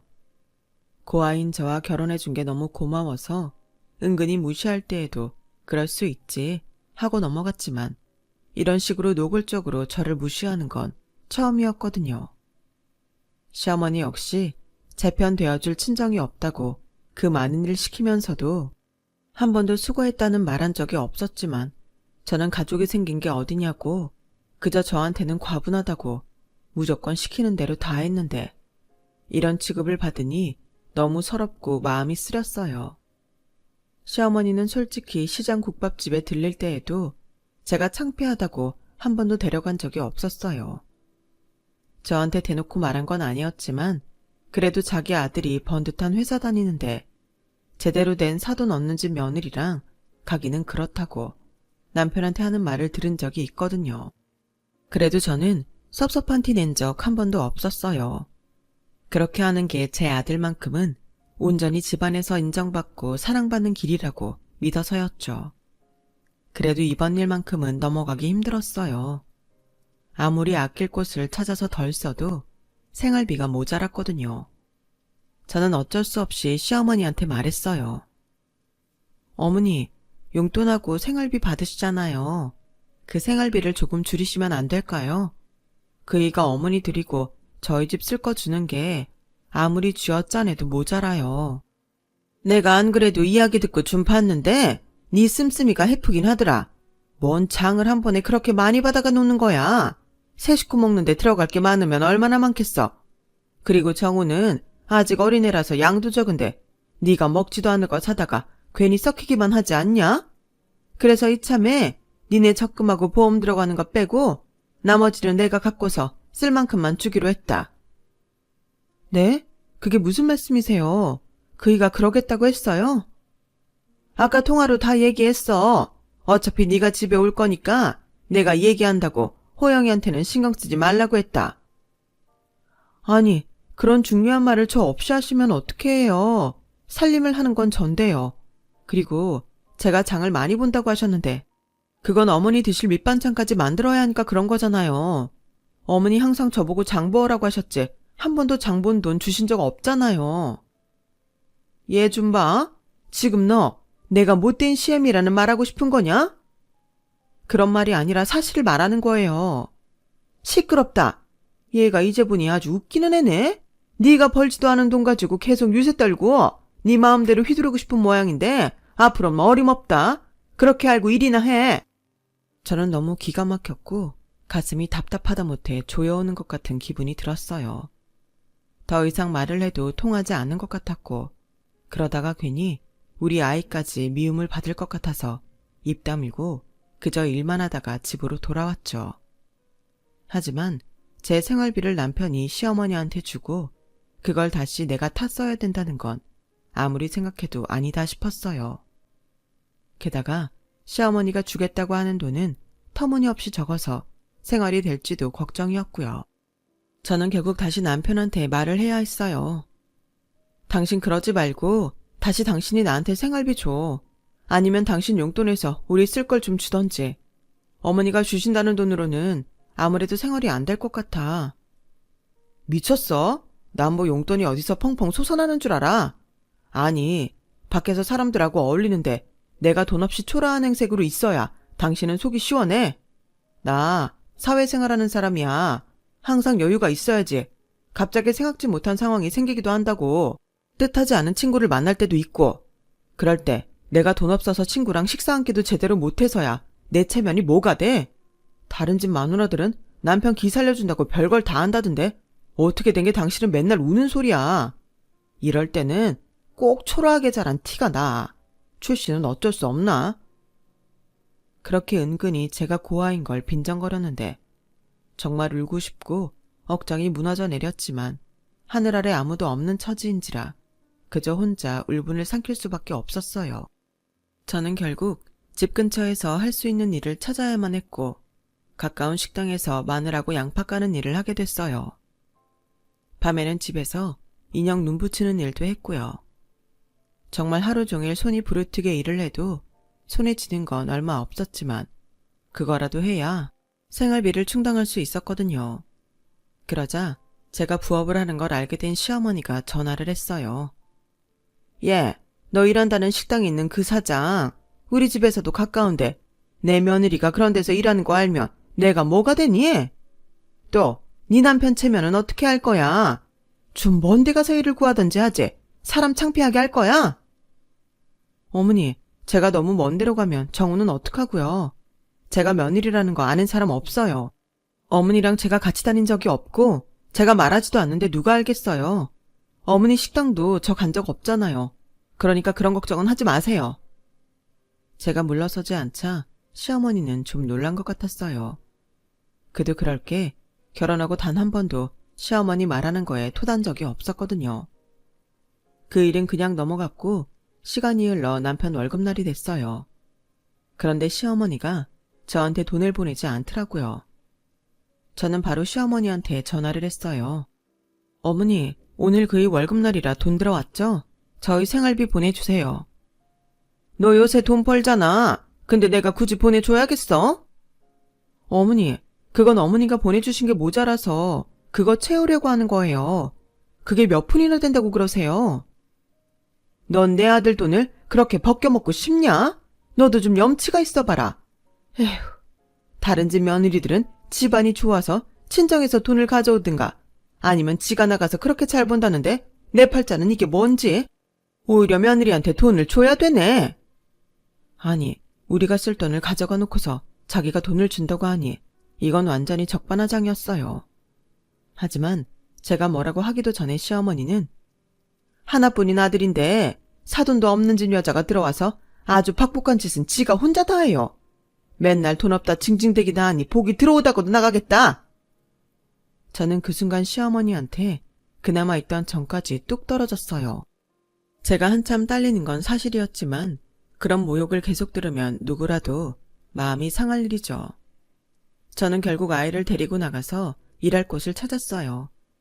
그러다가 어찌어찌 예전에 일하던 공장 주방 반장님이 작은 급식회사를 차렸다는 걸 알게 됐고 제가 연락을 하니 바로 일자리를 마련해 주셨어요. 아이도 데리고 나와서 한쪽에서 돌보면서 일할 수 있도록 해주셨죠. 그때만 해도 3살박이 아이를 맡길 만한 어린이집이 드물 때여서 아이 맡아줄 곳을 찾는 건 하늘의 별 따기였어요. 지금도 아이 맡아줄 사람이나 어린이집 찾는 게 힘들지만 더 힘들었고 그것도 돈이 있어야만 가능한 일이었죠. 사람이 아주 죽으라는 법은 없다고 사장님이 된 반장님과 연결이 된 건 정말 천운이었어요. 게다가 저는 사장님한테 더 기막힌 이야기도 들었어요. 자기 남편 말이야. 나도 몰랐다가 퇴사하기 전에 본사에 갔다가 들었는데 한번 이혼했었다더라. 그게 남자 어머니가 괴롭히는 것도 장난 아닌데다가 자기 남편도 한성갈했대. 그 여자도 집이 좀 어려웠다던데 견디지 못하고 나갔다고 하더라고. 자기는 괜찮아? 혹시 무슨 일 있으면 나한테 꼭 말해. 라며 걱정해 주시는데 저는 꼭 남편하고 시어머니한테 속은 것 같고 그 배신감이 너무 크니 오히려 아무 말도 할 수 없었어요. 그때는 몰랐지만 남편은 고스톱을 너무 좋아해서 큰돈 거는 것도 좋아했고 그게 문제가 돼서 회사에서 쫓겨날 뻔한 적도 있다고 하더라고요. 그래서 시어머니가 남편한테 돈을 달라고 하는 것 같기도 했어요. 게다가 그동안 제가 겪은 일만 생각해봐도 남편과 이혼하고 헤어졌다는 그 여자의 심정을 알 것 같았어요. 하지만 저에게는 그럴 용기가 없었어요. 사람들 시선도 시선이었고 남편과 헤어지면 다시는 저에게 가족이 생기지 않을지도 모른다는 두려움이 있었거든요. 또 제 아들이 저처럼 아빠는 엄마를 그리워하며 살게 하고 싶지 않았고요. 어떻게든 참고 사는 것밖에는 방법이 없겠더라고요. 저는 정말 악착같이 이 약물고 살았고 남편과 시어머니가 어떤 홀대를 해도 제 아들만 잘 되면 된다는 마음으로 버텼어요. 그런데 정말 제가 더는 버티기 힘든 일이 생겼어요. 아들이 초등학교 3학년이 되었을 때였어요. 아이가 학교에서 미술대회를 나가게 됐다고 하더라고요. 그림을 잘 그려서 담임선생님 추천으로 나가는 거라 아이도 정말 좋아했고 저도 너무 기뻤어요. 그때 아이가 쓰던 스케치북이고 물감이고 연필이고 제대로 된 게 없었기 때문에 저는 선생님한테 아이한테 뭘 사주면 좋을지 물어봤죠. 그런데 미술용품들도 생각보다 꽤 돈이 들어가더라고요. 그래도 우리 아들이 선생님 추천으로 미술대회에 나간다는데 그깟 돈이 문제가 되겠어요. 저는 아이 미술 도구들을 다 새로 사줬고 미술대회 날 제가 따라갈 수 없으니 대신 그날 선생님과 맛있는 거 먹고 잘하고 오라고 돈을 아이한테 주고 갔어요. 그런데 제가 출근하고 얼마 안 돼서 아이가 울면서 직장으로 전화를 했더라고요. 할머니가 와서 돈이랑 미술 도구를 다 가져갔다는 거였어요. 저는 이해가 안 돼서 다시 물어봤죠. 할머니가 그걸 가져갔다고? 미술 도구까지? 왜? 몰라. 나보고 미술대회는 무슨 미술대회냐고. 너답게 평범하게 살래. 엄마, 나다운 게 뭐야? 아이한테 너답게 살라니 이런 말을 하는 할머니가 어디 있을까요? 저는 너무 기가 막혀서 당장에 시댁으로 달려갔어요. 어머니, 정우 미술대회 나갈 거 다 가져가셨다면서요? 돈도 가져가셨고요. 대체 왜 그러신 거예요? 그리고 애한테 너답게 평범하게 살라니 그건 또 무슨 말씀이세요? 아니, 선생님 추천받아서 미술대회에 나가는 애 칭찬하고 격려는 못해줄 망정 어떻게 그러실 수 있어요? 네 새끼, 쓸데없는 대회 내보낼 정신 있으면 네 남편이 지혜미한테 돈 제대로 갖다 주는지나 잘 봐. 걔가 이번 달에 10만 원을 적게 줬어. 뭐 보너스가 적게 나왔대나 어쨌대나. 그러는데 내가 믿을 수 있어야지. 그래서 집에 갔더니 호영이는 없고 정우가 학교 간다는데 보니까 돈에 뭔 비싼 스케치북이며 물감이며 애들한테 너무 과한 걸 갖고 아주 잘난 척하고 있길래 내가 다 가져왔다.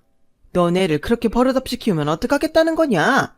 지 시애미는 굶어 죽어도 네 아들만 그렇게 삐까뻔쩍하게 키우면 된다는 거야. 너는 왜 그렇게 주제 파악이 안 되니? 네 새끼랑 네가 남들이 하는 대로 똑같이 하고 살아도 된다고 생각하는 거야. 어머니, 정우 어머니 손자예요. 어떻게 그런 심한 말씀을 하실 수 있어요? 저는 너무 화가 나서 소리를 빽 질렀고 시어머니는 그런 저를 기가 막히다는 표정으로 쳐다봤어요. 이게 이제 아주 눈에 보이는 게 없구만. 천의 고아불상에서 며느리를 걷어줬더니 어디서 패륜아들이라는 짓거리를 해. 누구한테 네가 소리를 지르는 거야 지금? 애한테 이런 돈을 주는 게 네가 제정신이야? 네 시애미는 어떡하고 살라고 네 아들만 신경 쓰냐? 라며 제 뺨을 철썩 올려붙이는 거였어요. 그러고도 저한테 분이 안 풀렸는지 씩씩대며 너 나가. 나도 너 같은 며느리 필요 없고 너같이 천박한 핏줄 섞인 손자 새끼도 필요 없어. 니들 둘 다 나가서 없어져 버려. 어찌나 세게 때렸는지 저는 머리가 막 흔들렸고 시어머니가 퍼붓는 막말에 정신을 못 차리고 집으로 왔어요. 정말 그만 살고 아들하고 어디로 가버리고 싶은 마음이 굴뚝 같았지만 앞날을 생각하면 그러면 안 되지라고 생각하고 밤새 꾹 참았어요.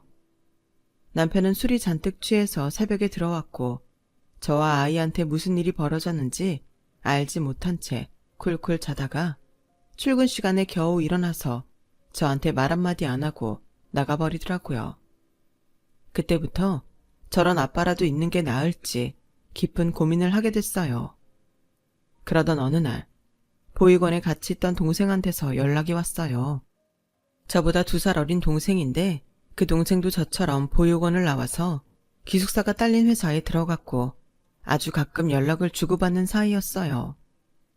언니, 우리 경찰에 잃어버린 가족 등록이라도 해볼까? 혹시 모르잖아. 언니는 팔찌에 이름도 있었다면서. 나는 나 놓고 갈 때 할머니가 준 손수건 있잖아. 그걸로 등록 한번 해보고 싶어. 이제 와서 무슨 소용이냐는 사람들도 있겠지만 그래도 이 세상에 나 혼자인 거랑 가족이 있다고 아는 거랑은 천지 차이인 거 언니랑 나는 알잖아. 안 그래도 시어머니와 남편 때문에 서름이 쌓인 저는 지푸라기라도 잡고 싶은 심정으로 그러자고 했어요. 혹시 기적 같은 일이 생겨서 잃어버렸던 가족을 찾을지도 모르는 일이니까요. 등록을 한 후 처음 몇 달은 연락을 기다리기도 하고 경찰서에 몇 번이나 전화를 하기도 했네요. 하지만 그렇게 기다리고 애달는 것도 점점 지쳐갔고 그럼 그렇지. 찾을 거면 벌써 찾았지. 하고 포기하게 됐어요.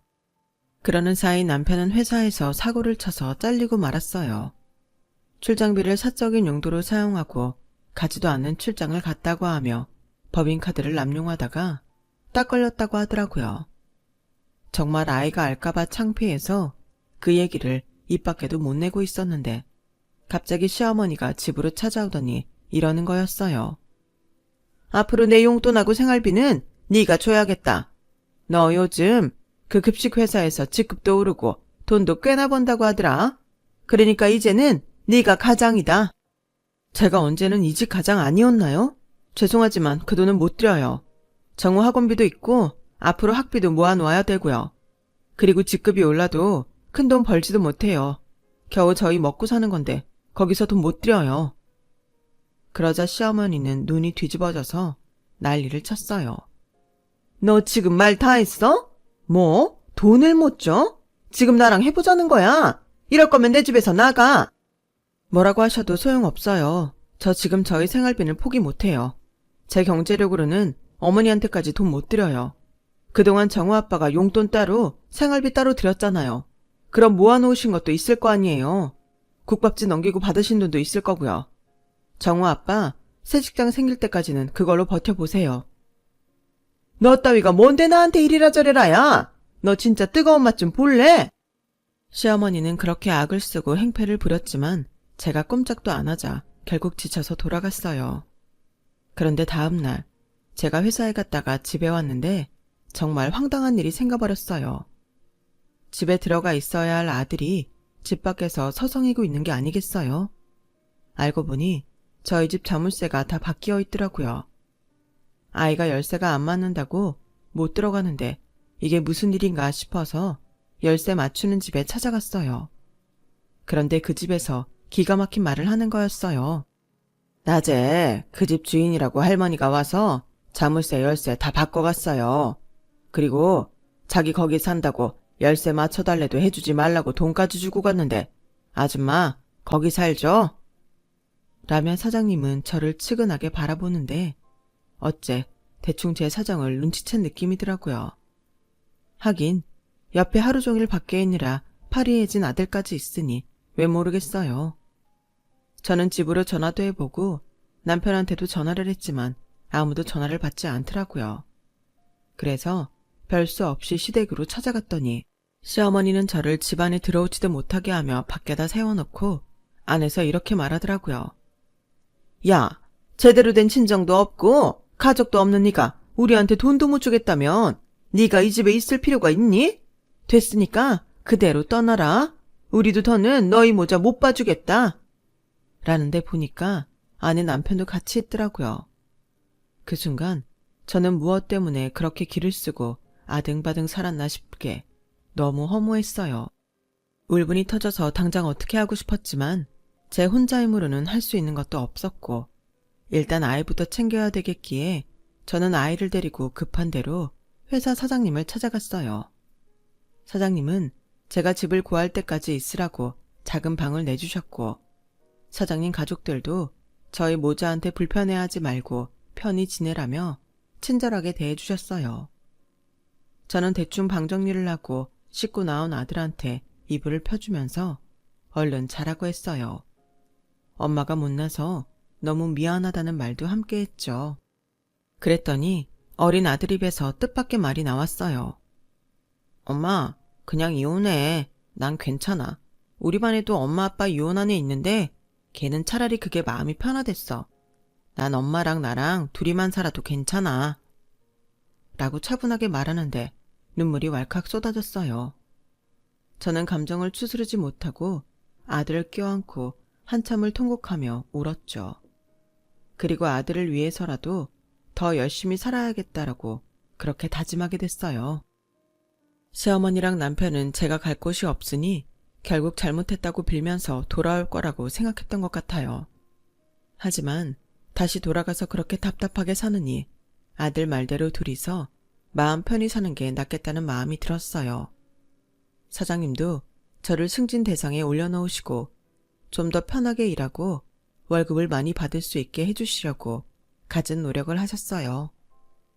저는 한 달 정도 사장님 집에서 신세를 지고 아들과 함께 옥탑방을 얻어서 나가게 됐어요.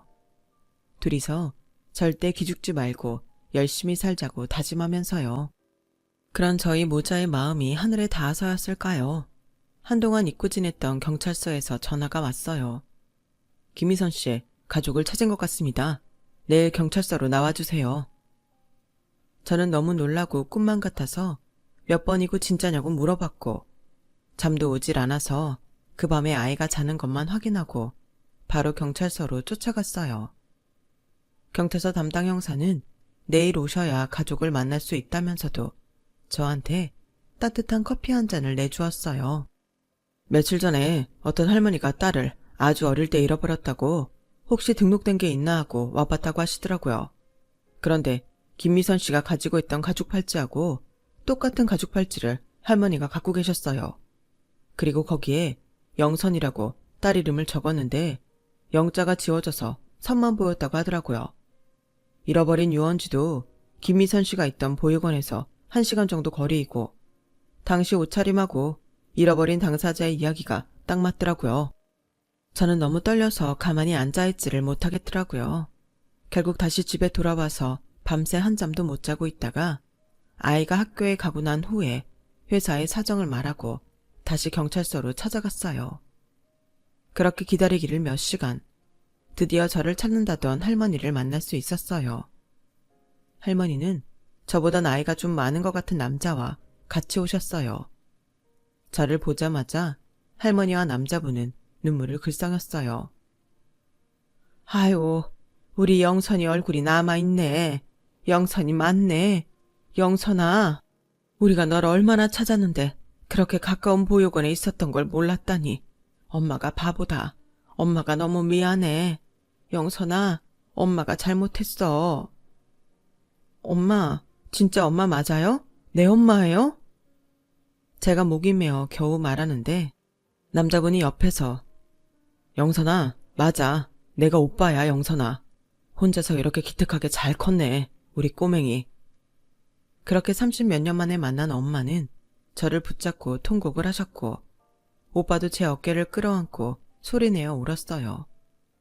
저는 꿈인지 생시인지 얼떨떨하면서도 눈물이 나서 세 사람이 경찰서에서 한동안 펑펑 울기만 했죠.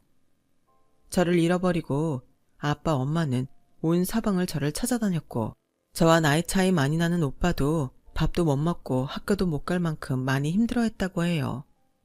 하지만 가족들도 생활이 있었고 아빠는 해외 근무를 가셔야만 했다고 해요. 가족들은 저를 미아로 등록을 하고 경찰서에도 제발 저를 찾아달라고 몇 번이고 부탁을 하고 친척들한테도 전부 부탁을 해놓고 해외로 갔었대요. 저를 잃어버리고 한 번도 마음 편한 적 없었는데 얼마 전 아빠가 돌아가시고 나서 엄마는 죽기 전에 꼭 저를 만나야겠다는 생각에 마지막이라는 마음으로 경찰서에 가봤다는 거였어요. 저뿐만 아니라 가족들도 그동안 괴로운 시간을 보냈던 것 같아 마음이 아파서 더 눈물이 났어요. 너 김희선이 아니고 박영선이야, 영선아. 이렇게 다시 보게 된 게 정말 꿈만 같다. 라며 오빠는 제 손을 꼭 쥐고 그제야 웃더라고요. 저는 그날 학교에서 온 아들을 데리고 엄마와 오빠와 함께 엄마 집에 가게 됐어요. 저한테는 언니 한 명이 더 있었는데 변호사라고 하더라고요.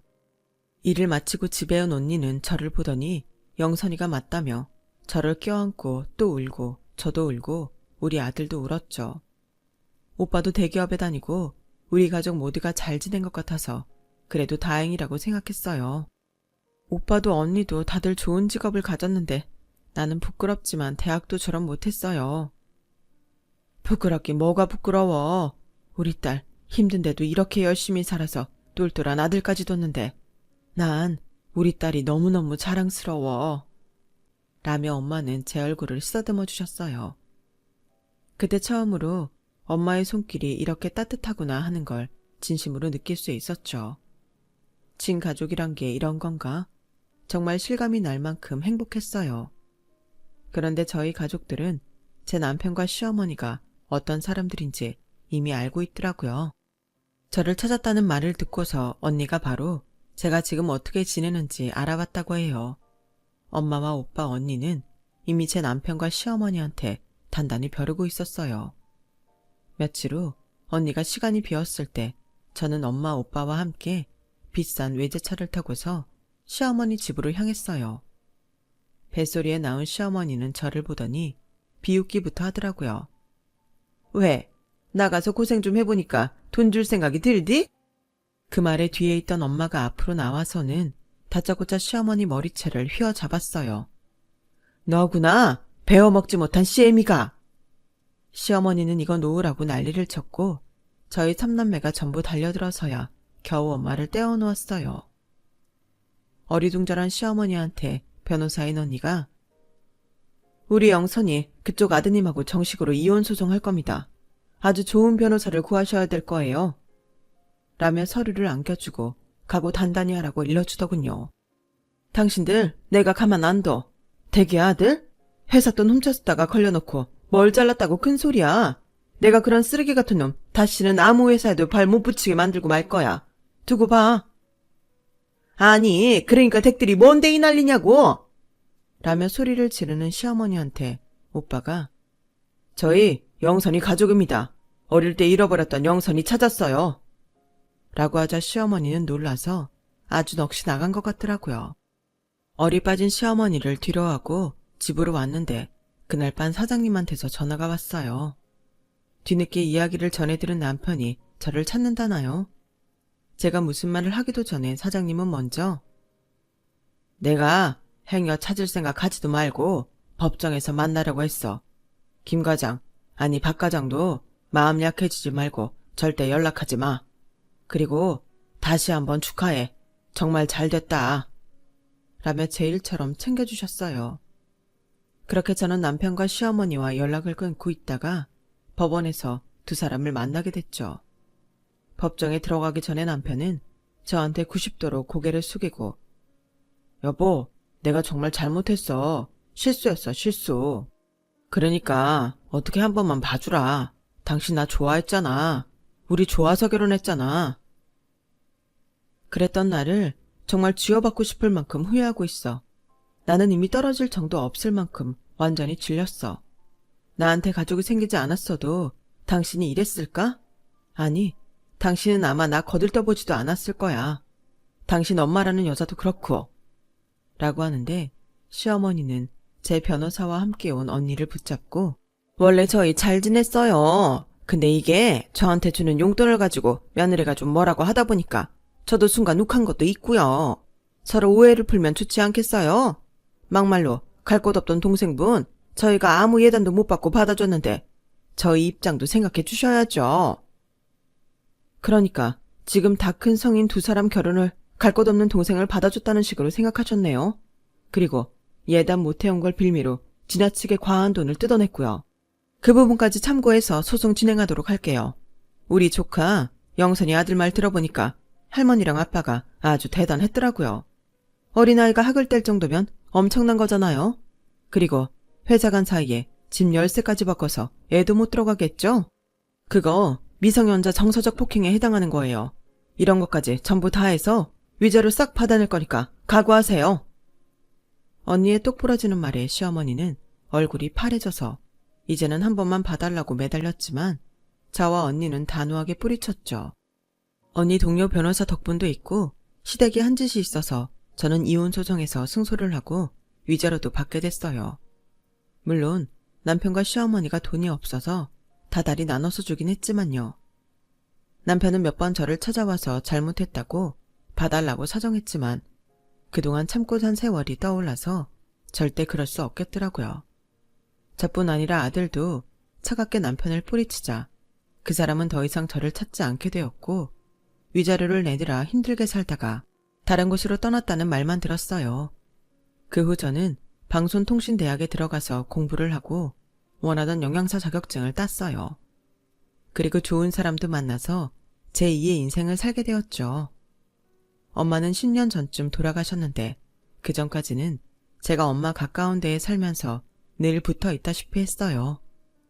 지금은 저희 가족들과 언니, 오빠 가족과 함께 편안한 가운데 잘 살고 있답니다.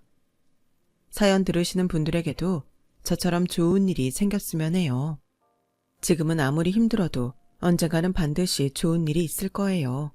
그럼 다들 행복하세요. 여러분, 사연 댓글에 응원과 현명한 조언 부탁드려요. 좋아요와 구독은 저에게 큰 힘이 됩니다. 오늘도 좋은 일 가득하세요.